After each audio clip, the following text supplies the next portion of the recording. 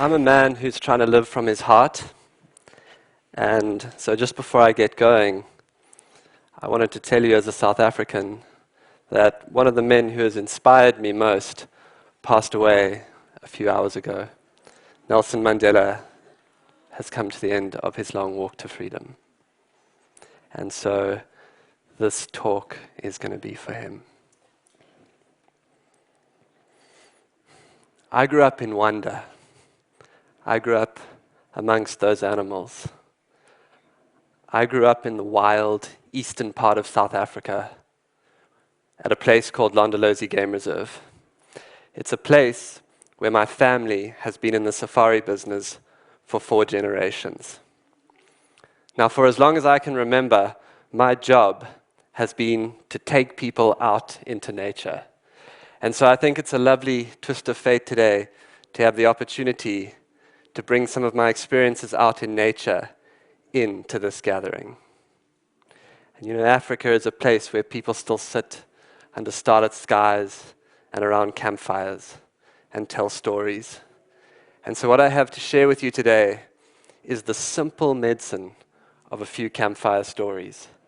Stories about heroes of heart. Now, my stories are not the stories that you'll hear on the news.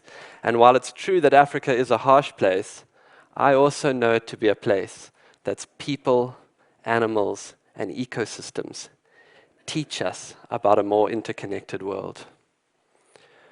When I was 9 years old, President Mandela came to stay with my family. He had just been released from his 27 years of incarceration and was in a period of readjustment to his sudden global icon status. Members of the African National Congress thought that in the bush he would have time to rest and recuperate away from the public eye. And it's true that lions tend to be a very good deterrent to press and paparazzi. But it was a defining time for me as a young boy. I would take him breakfast in bed, and then in an old tracksuit and slippers, he would go for a walk around the garden.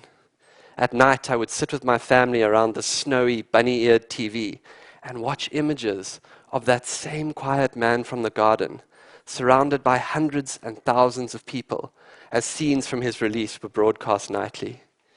He was bringing peace to a divided and violent South Africa, one man with an unbelievable sense of his humanity. Mandela said often that the gift of prison was the ability to go within and to think, to create in himself the things he most wanted for South Africa: peace, reconciliation, harmony.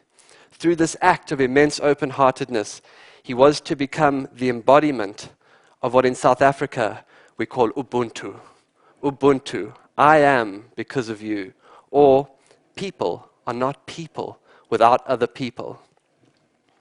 It's not a new idea or value, but it's one that I certainly think at these times is worth building on. In fact, it is said that in the collective consciousness of Africa, we get to experience the deepest parts of our own humanity through our interactions with others. Ubuntu is at play right now.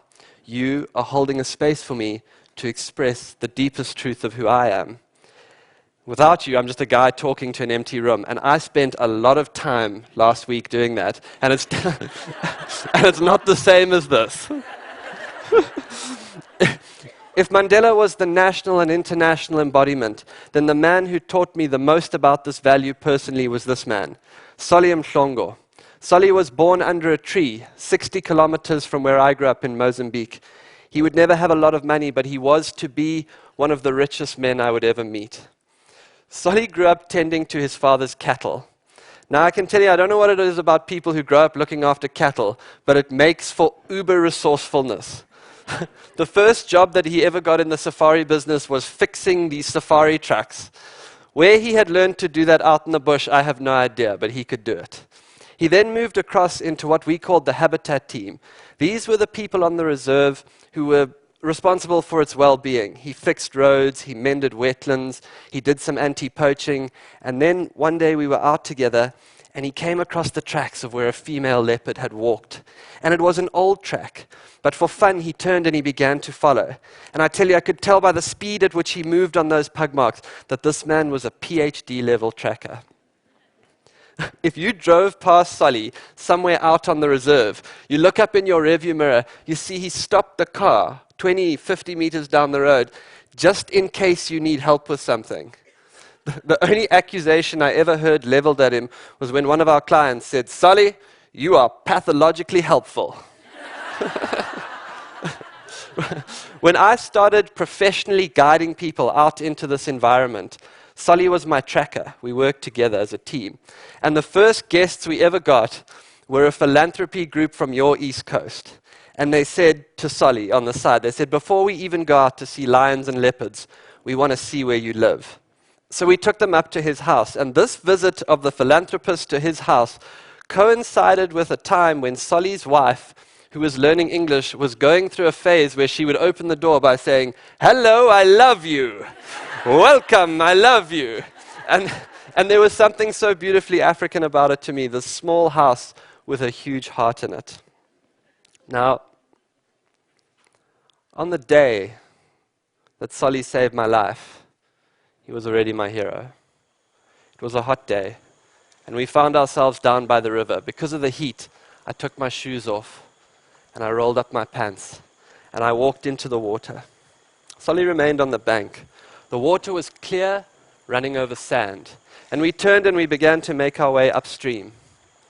And a few meters ahead of us, there was a place where a tree had fallen out of the bank, and its branches were touching the water, and it was shadowy. And if it had been a horror movie, people in the audience would have started saying, "Don't go in there, don't go in there." And of course, the crocodile was in the shadows. Now, the first thing that you notice when a crocodile hits you is the ferocity of the bite. Wham! It hits me by my right leg. It pulls me. It turns. I throw my hand up. I'm able to grab a branch. It's shaking me violently. It's a very strange sensation having another creature try and eat you. And there are few things that promote vegetarianism like that. Solly on the bank sees that I'm in trouble. He turns, he begins to make his way to me. The croc again continues to shake me. It goes to bite me a second time. I notice a slick of blood in the water around me that gets washed downstream. As it bites the second time, I kick. My foot goes down its throat. It spits me out. I pull myself up into the branches, and as I come out of the water, I look over my shoulder. My leg from the knee down is mangled beyond description. The bone is cracked. The meat is torn up. I make an instant decision that I'll never look at that again. As I come out the water, Solly arrives at a deep section, a channel between us. He knows, he sees the state of my leg. He knows that between him and I, there is a crocodile. And I can tell you this man doesn't slow down for 1 second. He comes straight into the channel. He wades into above his waist. He gets to me. He grabs me. I'm still in a vulnerable position. He picks me up and puts me on his shoulder. This is the other thing about Solly. He's freakishly strong. He turns. He walks me up the bank. He lays me down. He pulls his shirt off. He wraps it around my leg. Picks me up a second time. Walks me to a vehicle. And he's able to get me to medical attention. And I survive. Now,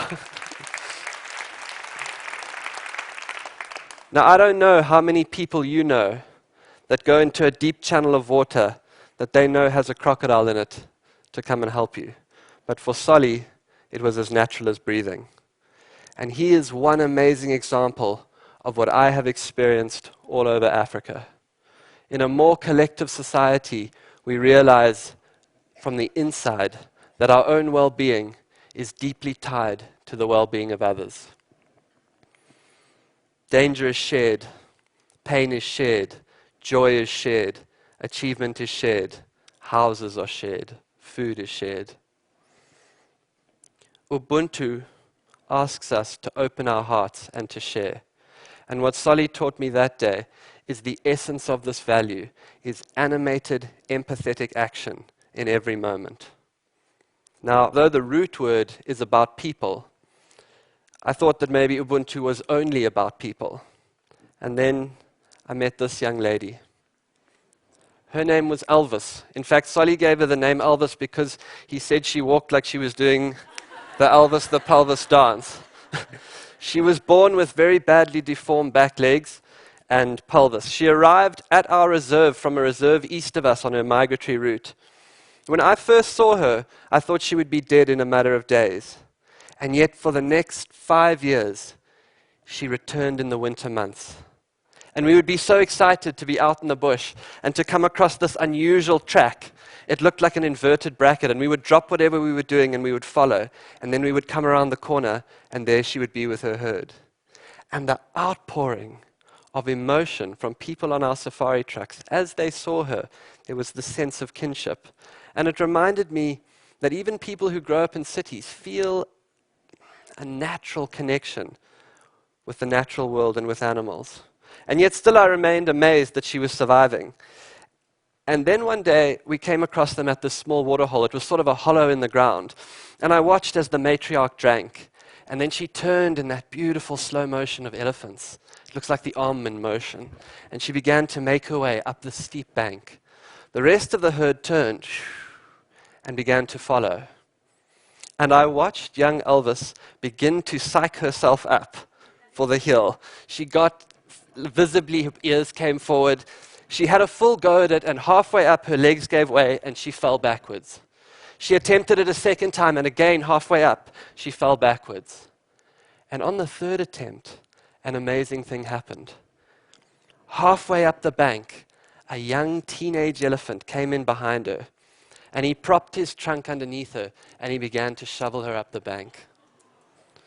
And it occurred to me that the rest of the herd was in fact looking after this young elephant. The next day I watched again as the matriarch broke a branch, and she would put it in her mouth, and then she would break a second one and drop it on the ground.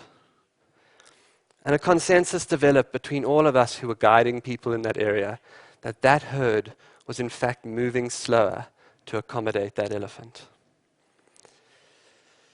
What Elvis and the herd taught me caused me to expand my definition of Ubuntu. And I believe that in the cathedral of the wild, we get to see the most beautiful parts of ourselves reflected back at us. And it is not only through other people that we get to experience our humanity, but through all the creatures that live on this planet. If Africa has a gift to share, it's a gift of a more collective society. And while it's true that Ubuntu is an African idea, what I see is the essence of that value being invented here. Thank you.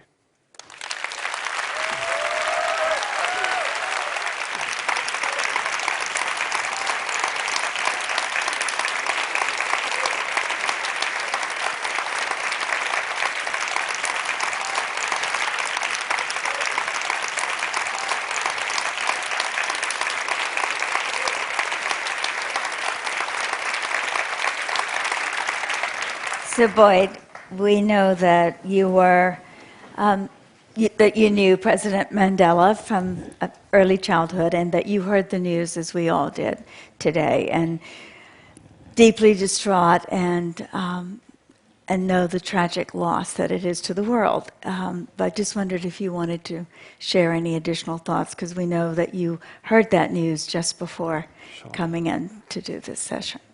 Yeah, thanks, Pat. Well, I'm so happy because it was time for him to pass on. He was suffering.